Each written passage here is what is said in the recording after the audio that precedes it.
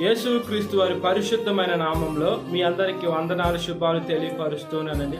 కీర్తనల గ్రంథం 37వ కీర్తన 5వ వచనం. నీ మార్గమును యెహోవాకు అప్పగింపుము, నీవు ఆయనను నమ్ముకొనుము, ఆయన నీ కార్యము నెరవేర్చెను అని దేవుని వాక్యం సెలవిస్తుంది. మనము మన మార్గాన్ని దేవునికి అప్పచెప్పుకునే బిడలుగా ఉండాలండి.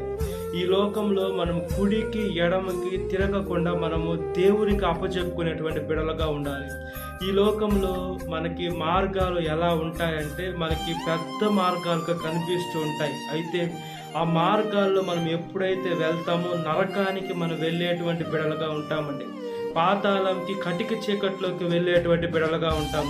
ఆ మార్గము ఎంత దారి తీస్తుందంటే మన ప్రాణాలు మన రెండో మరణానికి కూడా అప్పచెప్పుకునే బిడలుగా మనం ఉంటాం. చేతులు కాలిన తర్వాత ఆకులు పట్టుకోవద్దని లోకంలో సామెతలు అంటూ ఉంటారు. కాబట్టి మన జీవితంలో మన శరీరంలో ఆత్మ ఉన్నప్పుడే మన జీవితాన్ని దేవుని మార్గంలో చెక్కబెట్టుకునే బిడలుగా ఉండాలి. దేవుడు ఆయన వాక్యాంశాల్లో మనతో మాట్లాడుతున్నారు. ఎలా బ్రతకాలో దేవుడు బ్రతికి చూపించారు. మనల్ని కూడా అలాగే బ్రతకమన్నారు. అనేక భక్తులు కూడా అపోజిట్ పౌలు గారు కూడా బతికారండి.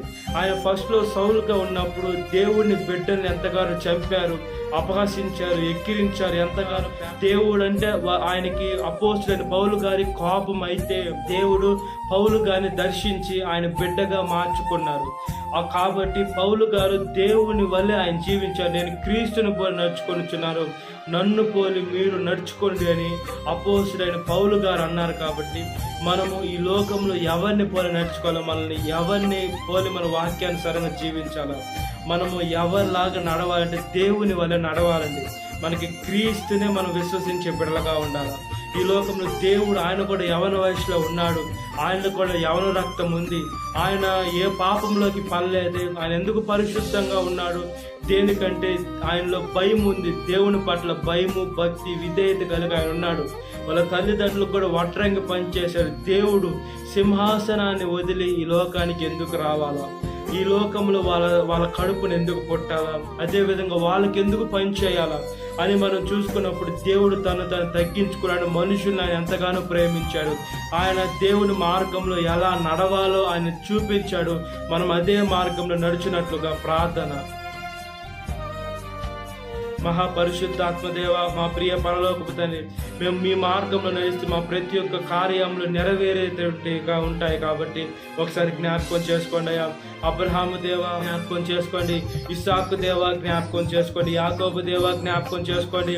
నా దేవ మా దేవ ఒకసారి రక్షించండి అయ్యా. మా మార్గాలు వేసి మీకు అప్పచెప్పుకోవాలా. మీ వాక్యము నా పాదములకు దీపమై ఉంటుందయ్యా. నా త్రోవకు మీ వాక్యమే వెలుగై ఉంటుంది. దాన్ని బట్టి స్తోత్రం కలుగును కాక అని వేడుకుంటున్నామయ్యా. వెలుగైన మీ వాక్యము, పరిశుద్ధమైన మీ వాక్యము, జీవమైన మీ వాక్యము, అదేవిధంగా చనిపోయినటువంటి ఎండిన ఎముకల్లో కూడా మీ వాక్కును పంపి కూడా స్వస్థపరిచారయ్యా.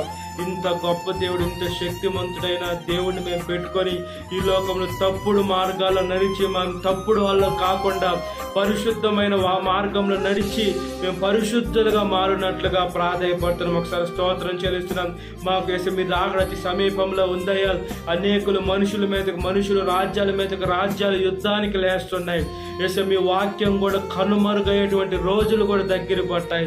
ఒకసారి జ్ఞాపకం చేసుకుని మా జీవితాలు మీకు సమర్పించుకునే మంచి మనసుని దయచేయమని వేసి ప్రాధాయపడుతున్నాం. సాతాను శోధన ప్రతి ఒక్క బిడ్డ విడుదల దయచేసి వాక్యం పెట్టిన ప్రతి ఒక్క బిడ్డ పేరు జ్ఞాపకం చేసుకొని ఈ దినకాలపు దీన్ని నింపమని నజరేయుడైన యేసుక్రీస్తు వారి పరిశుద్ధమైన నామములో మిక్కిలి వినయం తరుచున్నాను మా పరలోక తండ్రి. ఆమేన్. Praise the Lord. God bless you. Have a great day.